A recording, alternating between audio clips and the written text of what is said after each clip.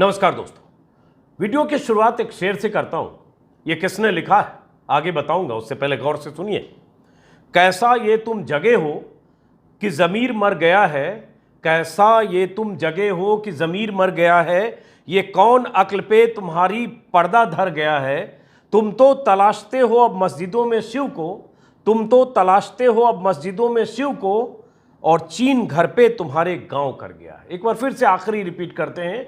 तुम तो तलाशते हो अब मस्जिदों में शिव को, और चीन घर पे तुम्हारे गांव कर गया है।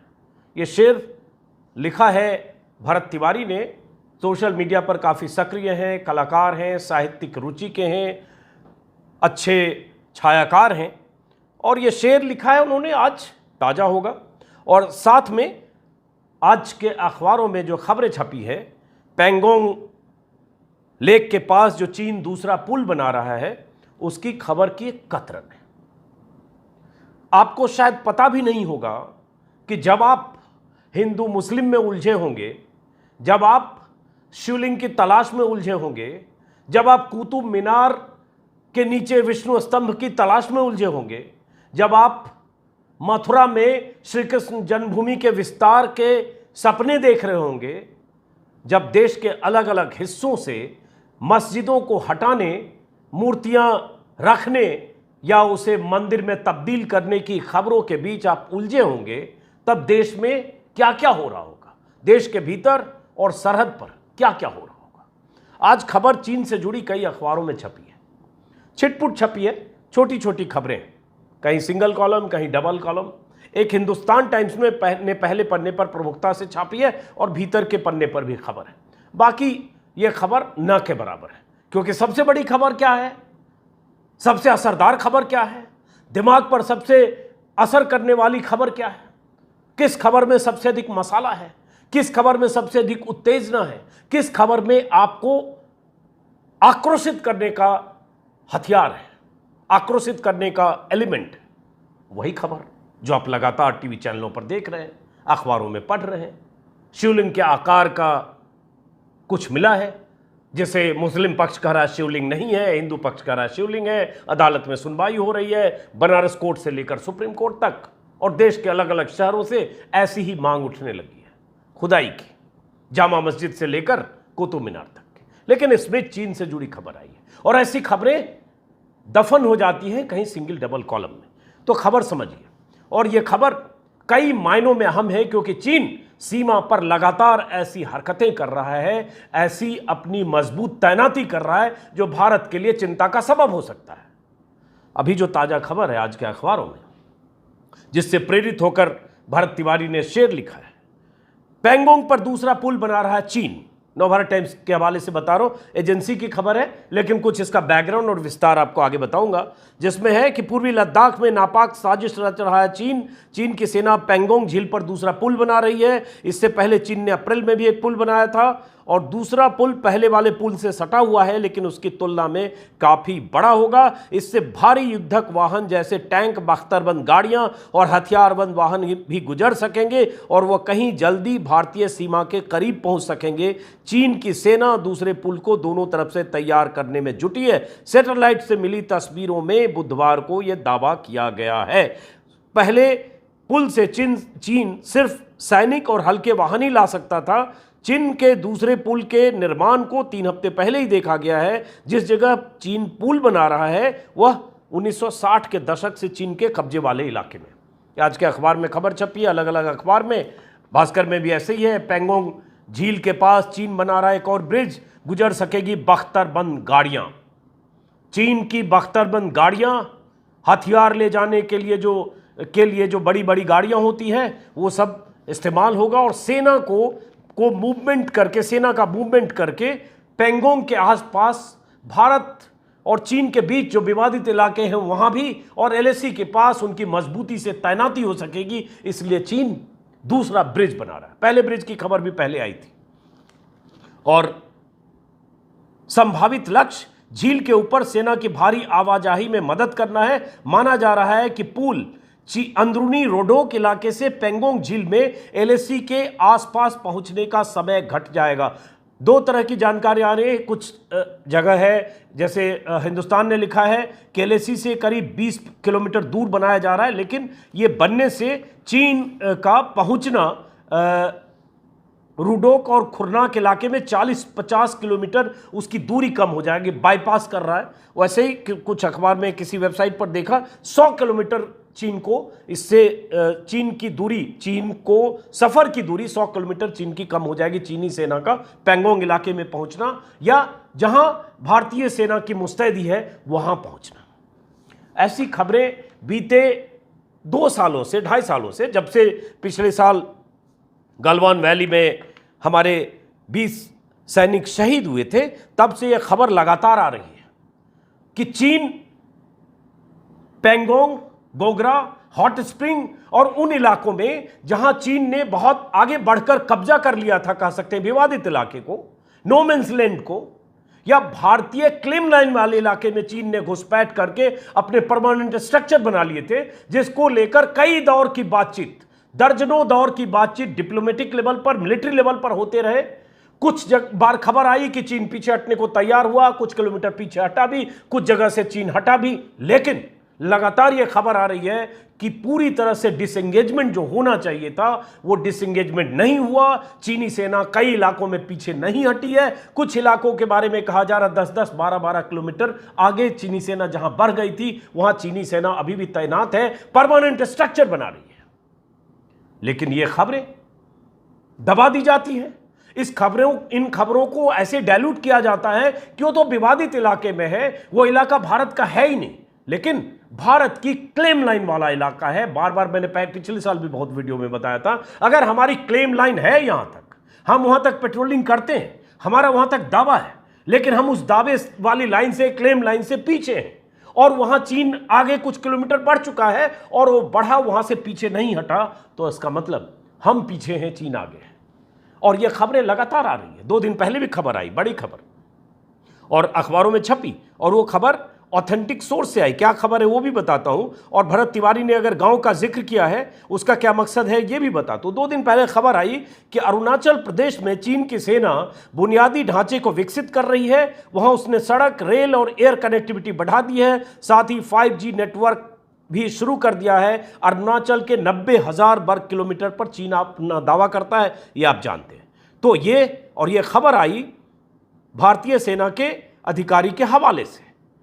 थल सेना के कमांडर आरपी कलिता ने कहा कि विशेष रूप से मैकमोहन रेखा पर वास्तविक सीमा को ठीक से सीमांकित नहीं किया गया है और वहां ऐसा चीन की हलचल वहां बढ़ी है। तो ये खबरें अब 2 दिन पहले की खबरें और आज की खबरें, और इसी से आप अंदाजा लगाइए कि चीन किस तरह से अरुणाचल की तरफ और लद्दाख की तरफ, भारत की सरहद है, सीमा है, एलएसी है, उसके आसपास मुस्तैदी से और मजबूती से घेराबंदी कर रहा है, परमानेंट स्ट्रक्चर के तौर पर गांव बसा रहा है, सड़कें बना रहा है, पुल बना रहा है। हम आप शिवलिंग में उलझे, हम और आप कुतुब मीनार के नीचे विष्णु स्तंभ की तलाश की संभावना तलाश रहे, हम और आप, हालांकि हम नहीं, आप ही, आप ताजमहल के तहखाने खुलवा कर उसमें झांकने में लगे हैं।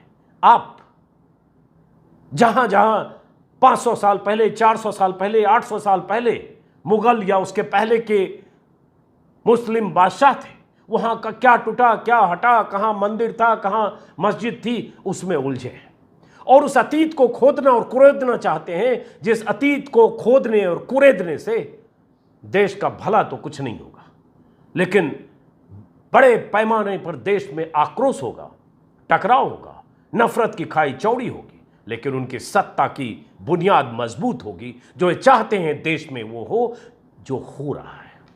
लेकिन उधर क्या हो रहा है अरुणाचल और लद्दाख के इलाके में, ये खबरें आप तक पहुंचती नहीं है क्योंकि सरकार अधिकृत तौर पर कभी कुछ ऐसा मानती नहीं है।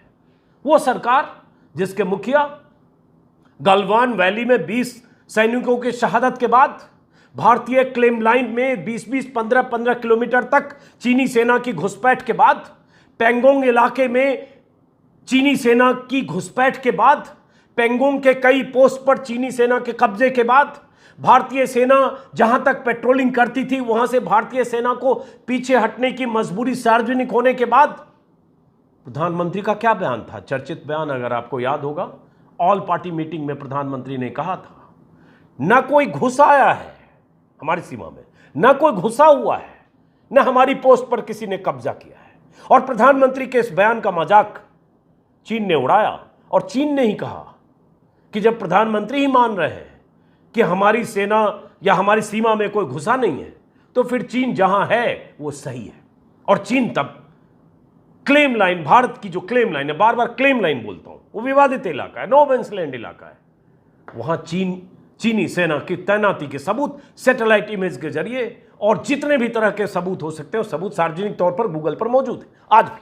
तो प्रधानमंत्री तो पहले दिन से नकारते रहे, तो इस सरकार से आप कैसे उम्मीद करेंगे कि हकीकत बताए? होना यह चाहिए कि आप सबको इसमें उलझाने की बजाय सरकार चीन के मसले पर व्हाइट पेपर जारी करे और बताए कि जहां गलवान वैली के समय चीनी सेना का एडवांसमेंट हुआ, क्या उन जगहों से डिसएंगेजमेंट हुआ, जिस मुद्दे पर इतनी बार बातचीत हुई मिलिट्री लेवल पर, डिप्लोमेटिक लेवल पर, क्या चीनी सेना जहां पहले थी, गलवान की हिंसा, गलवान में जो कुछ हुआ शहादत, उसके पहले क्या चीनी सेना वहां लौट गई पूरे इलाके में, लद्दाख सेक्टर में? यह बताना चाहिए या नहीं बताना चाहिए? लेकिन बताएगी नहीं, क्योंकि आपको इसमें दिलचस्पी नहीं है, या आप मानेंगे नहीं कि कुछ ऐसा हुआ। आप तो कहेंगे वो विवादित है, वो तो चीन का है, तो 60 में ही ले लिया चीन। इधर अरुणाचल में क्या हो रहा है, खबरें तो ये भी आ रही है। जैसे मैंने आपको बताया, भारतीय सेना के पूर्वी कमांड के प्रमुख लेफ्टिनेंट जनरल आरपी कलिता ने बताया, चीन अरुणाचल से सटी सीमा पर तेजी से इंफ्रास्ट्रक्चर विकसित कर रहा है और चीन ने सीमा के उस पार रेल, सड़क, एयर कनेक्टिविटी बढ़ा ली है, गांव भी बसाए जा रहे हैं जिनका दोहरा इस्तेमाल किया जा सके। 5G का जिक्र तो मैंने किया है। तो ये जो भारतीय सेना के लेफ्टिनेंट जनरल हैं उनके हवाले से खबर आई, मोबाइल टावर्स बनाए जा रहे हैं, सड़क हवाई यातायात से लेकर 5G तक के इस्तेमाल की पूरी तैयारी चीन ने कर ली है। LAC पर सड़क बनाने से लेकर ये, उसके पहले भी खबर आई थी कि सीमा पर के पास चीन ने गांव बसाए थे। ये खबर भी पहले आ चुकी है कि कैसे चीन ने गांव बसाए, सैटेलाइट इमेज भी था। और अमेरिकी रक्षा विभाग की तरफ से दावा किया था कि अरुणाचल प्रदेश में एक बहुत बड़ा गांव बसा लिया है और विवादित इलाके में चीन ने चौकी भी बना ली है। उसमें दावा किया गया था, ये पिछले साल की खबर है, नवंबर 2021 की, दावा किया था कि चीन ने अरुणाचल के अपर सुबनसिरी इलाके में इस गांव को बसाया है। इतना ही नहीं, चीन ने चौकी बना ली है। पेंटागन की सालाना रिपोर्ट में कहा गया कि चीन ने विवादित इलाके में गांव तो बनाया ही, इस इलाके में चीनी चौकी भी बनाई और ये गांव उस इलाके पर बनाया जहां उसने 6 दशक पहले कब्जा कर किया था। और उसके बाद कैसे वहां उन इलाकों में इंफ्रास्ट्रक्चर चीन लगातार बढ़ा रहा है। और ये चीन की हरकत, चीन बाज नहीं आ रहा है, लेकिन सरकार की तरफ से, चैनल की तरफ से, मीडिया की तरफ से कहीं कोई सवाल नहीं। सरकार की तरफ से सवाल नहीं होगा, सरकार की तरफ से हर बार लीप अप होती है, मीडिया की तरफ से कोई सवाल नहीं है। इसी देश में वो तस्वीरें देखी जब चीन के शी जिनपिंग भारत आए थे, साबरमती गए थे, मोदी के साथ झूले पर झूले थे, साबरमती के किनारे वॉक कर रहे थे, दृश्य को निहार रहे थे। ऐसा लगा कि चीन और भारत के बीच ऐसी दोस्ती हो गई जैसी दोस्ती दशकों में नहीं थी। जिस चीन से भारत की दुश्मनी रही, जिस चीन से भारत को शिकस्त खानी पड़ी, जिस चीन ने भारत का हजारों एकड़, हजारों किलोमीटर की जमीन पर कब्जा कर रखा है 60 के दशक से, उस चीन के हेड ऑफ स्टेट से भारत के हेड ऑफ स्टेट की ऐसी दोस्ती नया अध्याय लिखेगी। लेकिन उसके बाद क्या हुआ? जब शी जिनपिंग यहां थे तभी घुसपैठ की खबर आई थी और उसके बाद से आप गलवान वैली और बाकी खबरें देख और सुन चुके हैं, लेकिन आप पर इसका असर नहीं होगा क्योंकि आपकी दिलचस्पी उसी में है जो देश में हो रहा है। शिवलिंग तलाशने में, मस्जिदों की खुदाई करने में, जामा मस्जिद की खुदाई करने में, जामा मस्जिद के नीचे मूर्तियां मिले, मूर्तियां तलाशी जाए, ऐसी मांग अब हर रोज हो रही है। बीजेपी के सांसद, बीजेपी के मंत्रियों के बयान आने लगे, कुतुब मीनार के नीचे देवी देवताओं की तलाश की मांग होने लगी है। कहीं मस्जिद में हनुमान की मूर्तियां रखी जा रही है और कहीं नरेंद्र मोदी विचार मंच के नाम से कोई संगठन मस्जिद को हटाकर मंदिर बनाने की मांग कर रहा है, कर्नाटक से लेकर MP से लेकर यूपी तक। और यहां चीन क्या कर रहा है, खबर मैंने आपको बताई। और ये चिंताजनक इसलिए है कई तरह की खबरें हैं कि चीन ने पेंगोंग झील पर पुल बनाया था, पहले जो खबर आई थी। अब हॉट स्प्रिंग में 3 मोबाइल टावर लगाए, उसी इलाके की बात है। चुशुल पार्षद ने भारत चीन सीमा से सटे भारत के उन गांव में कहा कि भारत के गांव में 4G की सुविधा नहीं है जहां लोग रहते हैं। मैं जिस इलाके में रहता हूं वहां के 11 गांव 4G सेवा नेटवर्क से बाहर है। सीमा से सटे इलाके में विकास पर ध्यान नहीं देकर हम पिछड़ रहे हैं। हमारे पास सिर्फ 1 टावर है जबकि चीन के पास 5 टावर है। ऐसी खबर लद्दाख से, ऐसी खबर अरुणाचल से, ऐसी खबर चीन से सटे उन इलाकों से लगातार आ रही है और भारत की तरफ से लगातार खारिज करने की बात या ऐसा कुछ नहीं है ये कहने की बात। एक खबर थी पहले जब ये आई थी, पेंगोंग झील पर अवैध कब्जे वाले क्षेत्र में पुल बना रहा है चीन, हमने कभी स्वीकार नहीं किया ये कब्जा। केंद्रीय मंत्री वी मुरलीधरन ने कहा कि अरुणाचल में चीन की ओर से कुछ स्थानों के नाम बदलने की खबरों का हमने संज्ञान लिया है, लेकिन चीन की ओर से निरर्थक प्रयास है। अरुणाचल प्रदेश हमेशा से भारत का अभिन्न अंग रहा है। और इसके साथ ये जो मैंने बताया इसमें कि चीन कुछ इलाकों के, कुछ गांवों के चीन ने नाम भी बदले, ये भी दिलचस्प है। कोई ऐसी कारगुजारी नहीं है भारत को उकसाने के लिए जो चीन न कर रहा हो। ये खबर भी आई थी पिछले साल नहीं, जनवरी में इसी साल खबर आई थी जब कहा गया कि चीन ने लैंड बॉर्डर कानून के तहत कुछ इलाकों में गांवों के नाम बदले हैं। ग्लोबल टाइम्स ने छापा था, जो चीन का अखबार है, जिसमें उसने कहा कि 15 स्थानों के नामों को चीनी, तिब्बती और रोमन में जारी किया गया है, जो अरुणाचल के इलाके हैं, विवादित इलाके हो सकते हैं। विदेश मंत्रालय के प्रवक्ता अरिंदम बागची ने तब कहा था कि हमने इसे देखा है, पहली दफा नहीं है जब चीन ने अरुणाचल में नाम बदलने की कोशिश की है। अप्रैल 2017 में भी चीन ने ऐसा ही किया था और नई सूची में 15 गांवों के नाम तब आए थे, जिसमें 8 शहर, 15 इलाकों के, 15 जगहों के नाम आए थे। 8 शहर, 4 पहाड़, 2 नदी और 1 पहाड़ी दर्रा शामिल हैं। इसमें अरुणाचल के 11 जिले हैं, जिनमें पश्चिम में तमांग से लेकर पूर्व में अजा तक शामिल है, जहां चीन ने जिन इलाकों के नाम बदले हैं। और चीन अरुणाचल के लगभग 90,000 वर्ग किलोमीटर को अपना मानता है और इसी को लेकर विवाद है। इसलिए अरुणाचल की तरफ चीन की जबरदस्त मुस्तैदी, इंफ्रास्ट्रक्चर का बनाना, सड़क से लेकर एयरपोर्ट तक, मोबाइल टावर, गांव, कोई ऐसी हरकत नहीं जो चीन न कर रहा हो। लद्दाख की तरफ तो है ही, और कोई ऐसी जानकारी नहीं कि चीन डिसएंगेजमेंट करके उन इलाकों से पीछे हट गया जहां गलवान वैली के वक्त चीन आ चुका था, बैठ चुका था। तरह तरह की तस्वीरें लगातार। लेकिन चैनल पर आप क्या देख रहे हैं, अखबारों में क्या देख रहे हैं, आपके जहन में क्या चल रहा है? तो सवाल ये है कि सोचने का वक्त है कि बाकी तमाम मुद्दे, देश में जो नागरिक से जुड़े हुए मुद्दे हैं, जो चिंताएं हैं, जो सवाल हैं, उन सवालों पर सरकार कितनी सचेत है, सरकार कितनी सतर्क है, कितनी जवाबदेह है, और वो जवाबदेही आपको तय करनी है। लेकिन आप अगर सरकार की जवाबदेही की हद यही मानते हैं कि मस्जिदों की खुदाई होती रहे, ज्ञानवापी मस्जिद की दीवारें तोड़ दी जाएं, उसे विश्वनाथ मंदिर घोषित कर दिया जाए, मथुरा में शाही ईदगाह मस्जिद तोड़ दी जाए, जमींदोज कर दी जाए और उसे श्री कृष्ण जन्मभूमि घोषित कर दी जाए, कुतुब मीनार को मंदिर घोषित कर दिया जाए, जामा मस्जिद के नीचे कुछ मूर्तियां तलाशी जाएं या जामा मस्जिद की खुदाई करके और वहां भी पूजा की अनुमति मिल जाए, आपका दिल बाग बाग होगा।